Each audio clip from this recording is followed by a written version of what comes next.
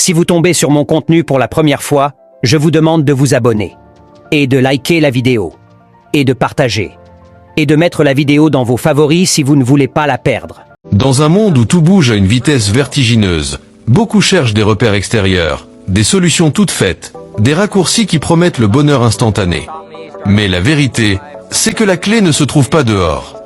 Elle est déjà là, au plus profond de vous.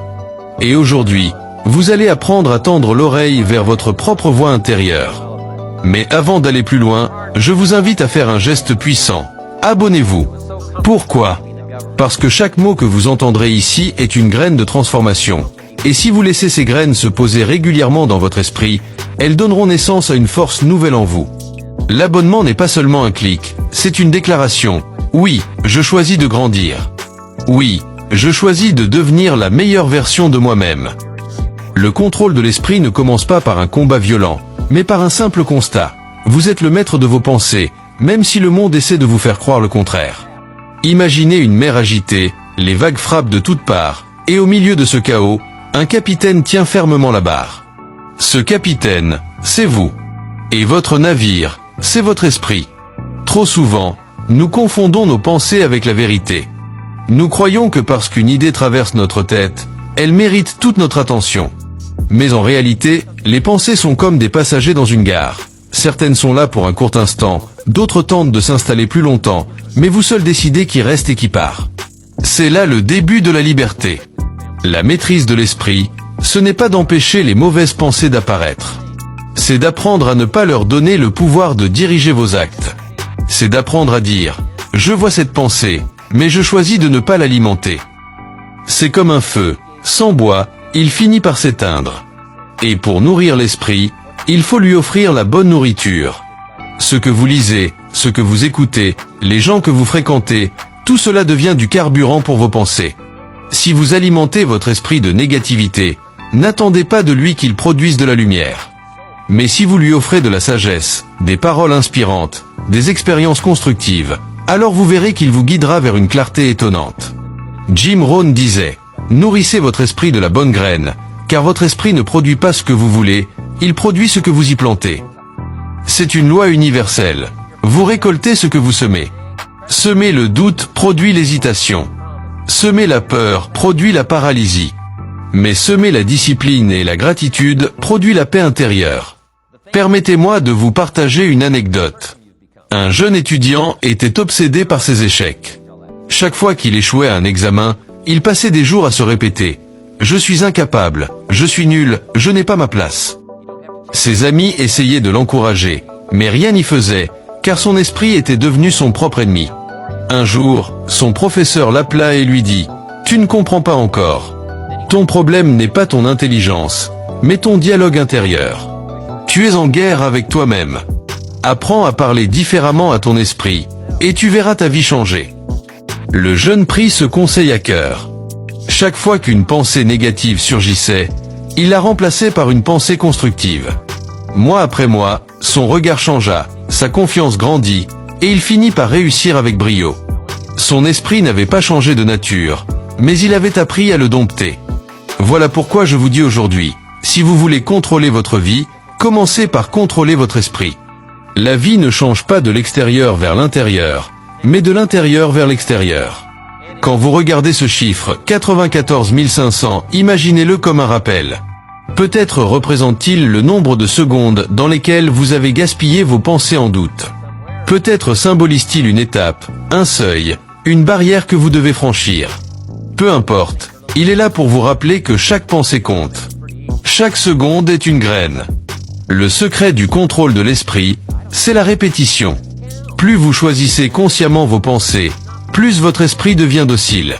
Au début, il résiste, comme un cheval sauvage qui refuse la bride. Mais si vous êtes patient, si vous êtes constant, un jour viendra où votre esprit cessera de vous dominer, et il deviendra votre allié le plus fidèle. Rappelez-vous, le monde extérieur n'est qu'un reflet de votre monde intérieur.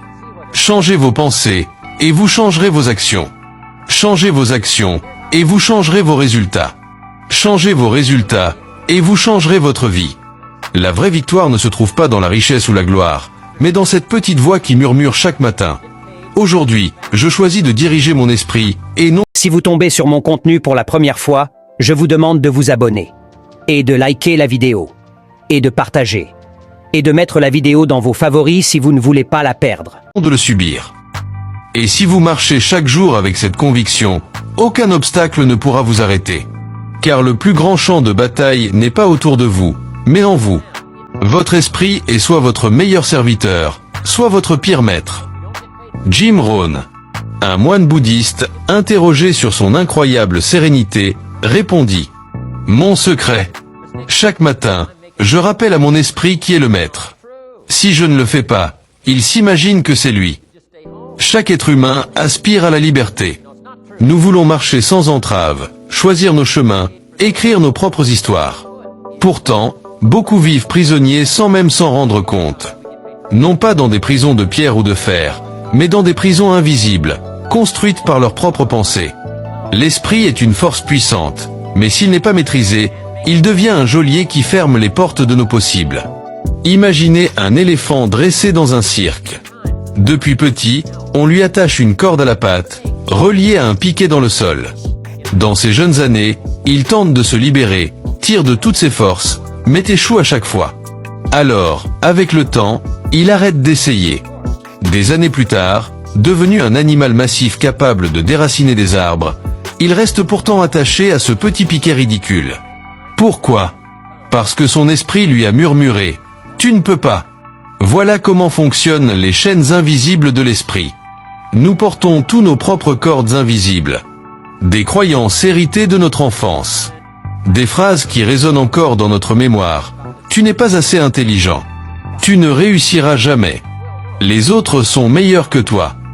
Ces paroles s'impriment si fort que même devenus adultes, même dotés d'une force immense, nous restons cloués par ces souvenirs, incapables de tenter, incapables d'avancer. Le danger, ce n'est pas l'échec. Le danger, c'est d'arrêter d'essayer, convaincu d'avance que la victoire est impossible. Voilà pourquoi il est essentiel de briser ces chaînes mentales. Comment faire ? La première étape, c'est de reconnaître leur existence. Beaucoup vivent dans le déni, croyant que leurs pensées sont des vérités absolues. Mais si vous commencez à observer votre esprit, vous verrez qu'il répète souvent les mêmes refrains, comme un disque rayé. Et quand vous les entendez, au lieu d'y céder, posez-vous cette question. Est-ce vraiment vrai ? Est-ce une loi gravée dans le marbre, ou juste une croyance héritée ? Souvent, vous découvrirez que ces pensées n'ont aucun fondement réel. Elles ne sont que des souvenirs, des impressions, des paroles prononcées par des gens qui eux-mêmes étaient prisonniers de leurs propres limites. Et si vous refusez de les nourrir, ces chaînes commencent à s'effriter. Jim Rohn disait « Si vous ne programmez pas votre esprit, la société le fera pour vous ». Voilà pourquoi il est vital de prendre en main votre dialogue intérieur.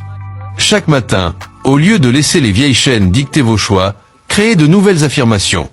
Dites à votre esprit « Je suis capable. J'ai de la valeur. J'ai le droit d'essayer.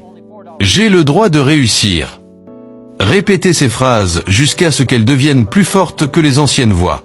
Permettez-moi de partager une anecdote. Un homme avait toujours rêvé de devenir écrivain. Mais dès son plus jeune âge, son père lui répétait que la littérature ne nourrissait personne et qu'il devait trouver un métier sérieux. Alors, il abandonna son rêve, enfermé dans un travail qui ne lui ressemblait pas. À 50 ans, il vivait avec le regret quotidien de ne jamais avoir osé. Un jour, il décida enfin d'écrire une page, juste une page. Puis 2, puis 3. En quelques années, il publia son premier livre, qui rencontra un succès inattendu. Quand on lui demanda pourquoi il avait attendu si longtemps, il répondit « J'ai enfin compris que les barreaux de ma prison étaient faits de vent. » Voilà la grande leçon, la plupart de nos limites ne sont pas réelles. Elles existent seulement dans notre esprit. Et ce chiffre, 94 500, rappelez-vous-le encore.